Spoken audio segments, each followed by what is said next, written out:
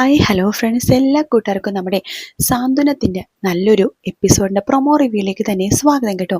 Channel ആദ്യമായിട്ടാണ് കാണുന്നുണ്ടെങ്കിൽ ഒന്ന് സബ്സ്ക്രൈബ് ചെയ്ത് ലൈക്ക് ചെയ്ത് സപ്പോർട്ട് ചെയ്യണേ. അപ്പോൾ ഇതിൻ്റെ തമിഴിൻ്റെ ഭാഗം പാണ്ഡ്യൻ സ്റ്റോർ 2ൻ്റെ ഭാഗം കൂടി ഇൻക്ലൂഡ് ചെയ്തിട്ടാണ് റിവ്യൂ പറയുന്നത് കേട്ടോ. ഈ ഒരു ഭാഗം എന്തായാലും നമുക്ക് മലയാളത്തിൽ കാണാൻ വേണ്ടി സാധിക്കും. അങ്ങനെ കുറേ നാളുകൾക്ക് ശേഷം, ഏകദേശം ഒരു വർഷത്തിന് ശേഷം നമ്മുടെ ശ്രീലക്ഷ്മി വീണ്ടും സാന്ത്വനത്തിലേക്ക് വരുവാട്ടോ, നമ്മുടെ പഴയ മിത്രയായിട്ട് തന്നെ. ആദ്യം തന്നെ പ്രൊമോയിൽ കാണിക്കുന്നത് വേറൊന്നുമല്ല, നമ്മുടെ സുകന്യാണെന്നുണ്ടെങ്കിൽ കൃഷ്ണമംഗലത്ത് പോയിട്ട് ഇവിടെ നടക്കുന്ന കാര്യങ്ങളൊക്കെ പറഞ്ഞു കൊടുക്കാട്ടോ. സുകന്യ പറയുന്നുണ്ട്, ഒന്നും പറയണ്ട, അലോകിനെ വിളിച്ചു വരുത്തിയത് ഞാനാണല്ലോ. പക്ഷേ അവിടെ വന്നപ്പോഴേക്കോ അനുവിൻ്റെ തലയിലേക്ക് ആ കുറ്റിനങ്ങോട്ട് അവിടുന്ന് രക്ഷപ്പെട്ടു. അല്ലെങ്കിൽ ആ വീട്ടിൽ നിന്ന് ആദ്യം പുറത്താവണത് ഞാനായിരുന്നു എന്നൊക്കെ സുകന്യ ഇങ്ങനെ സംസാരിക്കുന്ന സമയത്ത് അത് കറക്റ്റായിട്ട് നമ്മുടെ ധർമ്മമാമൻ കേൾക്കുന്നുണ്ട് കേട്ടോ. ധർമ്മമാമൻ അത് കേൾക്കുമ്പോൾ തന്നെ കാര്യങ്ങളൊക്കെ മനസ്സിലായി. അതിനുശേഷം സുകന്യനെ വിളിച്ച് പിടിച്ച് വലിച്ചുകൊണ്ട് ദേവമംഗലത്തേക്ക് കൊണ്ടുവരികയാണ്. പക്ഷെ അവിടെയുള്ള ആരെയും അറിയിക്കുന്നില്ല കേട്ടോ. അറിയിച്ചു കഴിഞ്ഞാൽ അവിടെ തന്നെ അതിനേക്കാളും വലിയ പ്രശ്നമാകും, പിന്നെ എല്ലാവർക്കും വിഷമമാകും എന്നൊക്കെ കരുതിയിട്ട് ധർമ്മൻ ഈ കാര്യം ആരോടും പറയുന്നില്ല. അത് മനസ്സിൽ വിചാരിച്ചിരിക്കേണ്ട ശേഷം അവരുടെ റൂമിലേക്ക് എത്തിയതിനു ശേഷം സുകന്യനെ കട്ടിലേക്ക് വലിച്ചെറിയാൻ കേട്ടോ ധർമ്മൻ. എന്നിട്ട് പറയുന്നുണ്ട്, ഇടി ഉരുമ്പിട്ടവളെ, നീയാണ് ഈ കുടുംബം നശിപ്പിച്ചല്ലേ, നീയാണ് ഈ കുടുംബം നാറാണക്കല്ല് എടുപ്പിച്ചല്ലേ, നീ കാരണമാണ് ദേവിക്ക് അവളുടെ കുഞ്ഞിനെ നഷ്ടപ്പെട്ടേലേ. ധർമ്മേട്ടൻ എന്തൊക്കെയാ പറയണത്? ഞാൻ അങ്ങനെയൊന്നും ചെയ്തിട്ടേയില്ല. ധർമ്മേട്ട വെറുതെ ഇല്ലാത്ത കാര്യം പറയില്ല കേട്ടോ.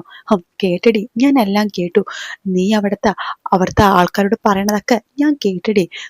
മനസ്സിലായി, നിന്റെ മനസ്സിലായി. നീ അച്യുതനോടും ആ ഏടത്തിരുത്തും പറയണത് എല്ലാം ഞാൻ കേട്ടു. അപ്പൊ ഇവിടുത്തെ അനുമോളെ വഴിതെറ്റിപ്പിക്കാൻ വേണ്ടി നോക്കിയത് നീ ആയിരുന്നു അല്ലേ?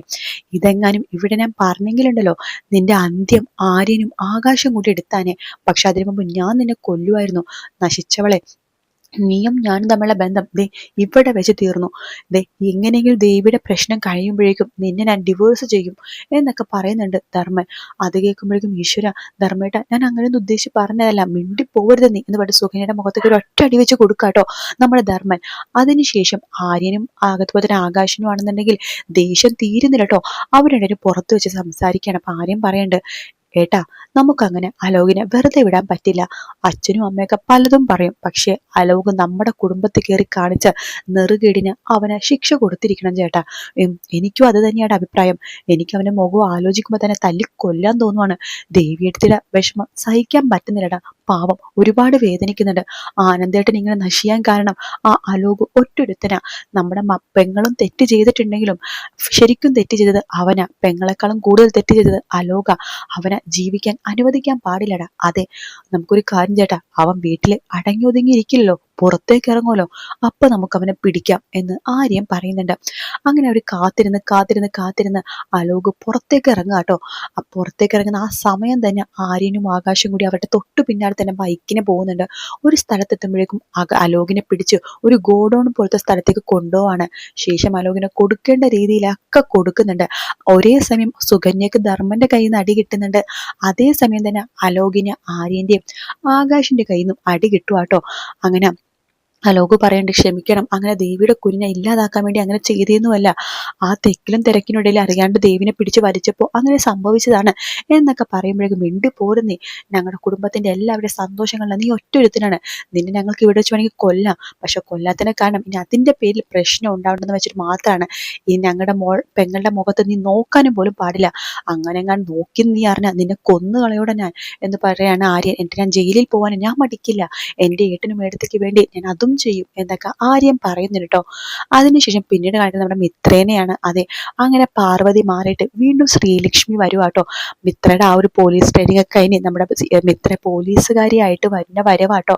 അങ്ങനെ നമ്മുടെ മിത്രക്ക് ഈ സംഭവങ്ങളൊന്നും അറിയില്ല, ദേവിയുടെ കുഞ്ഞു പോയ കാര്യങ്ങളൊന്നും മിത്രക്ക് അറിയില്ല. ആര്യന്റെ കൂടെ സന്തോഷത്തോടെയാണ് മിത്ര വരുന്നത്. എന്നിട്ട് എല്ലാവരെയും ഭയങ്കരമായിട്ട് കെട്ടിപ്പിടിച്ച് ഉമ്മയൊക്കെ കൊടുക്കുന്നുണ്ട് കേട്ടോ. പിന്നീട് കാണിക്കുന്ന ദേവീനെയാണ്. നമ്മുടെ ദേവീനെ കാണാൻ വേണ്ടി ഉദയഭാനു വരുന്നുണ്ട്. അപ്പോഴാണ് ബാലൻ സത്യങ്ങളൊക്കെ പറയണത്. ദേവി കാല് തെന്നി വീണപ്പോൾ കുഞ്ഞു പോയത്. അത് കേൾക്കുമ്പോഴേക്കും ഉദയഭാനുക്ക് വിഷമമായിട്ട് തന്റെ മോളെ കെട്ടിപ്പിടിച്ച് കരയാണ്. മോളുടെ കൈയൊക്കെ പിടിച്ച് പൊട്ടി കരയുന്നുണ്ട്. ദേവിയാണെങ്കിൽ ആകെ വിഷമിച്ചിരിക്കുകയാണ്, ആരോടൊന്നും മിണ്ടുന്നില്ല കേട്ടോ. അപ്പൊ ആ ഒരു ഭാഗം നമുക്ക് വീക്കെൻഡ് പ്രൊമോ ആയിട്ട് കാണിച്ചത്. ഇതിന്റെ ഫുൾ റിവ്യൂ ഉടനെ തന്നെ ഇടാൻ കേട്ടോ. വീഡിയോ ഇഷ്ടപ്പെട്ടാൽ ലൈക്ക് ചെയ്യുക, സബ്സ്ക്രൈബ് ചെയ്യുക, കമന്റ് ചെയ്യുക. മറ്റൊരു വീഡിയോ കാണാം. Take care, bye bye.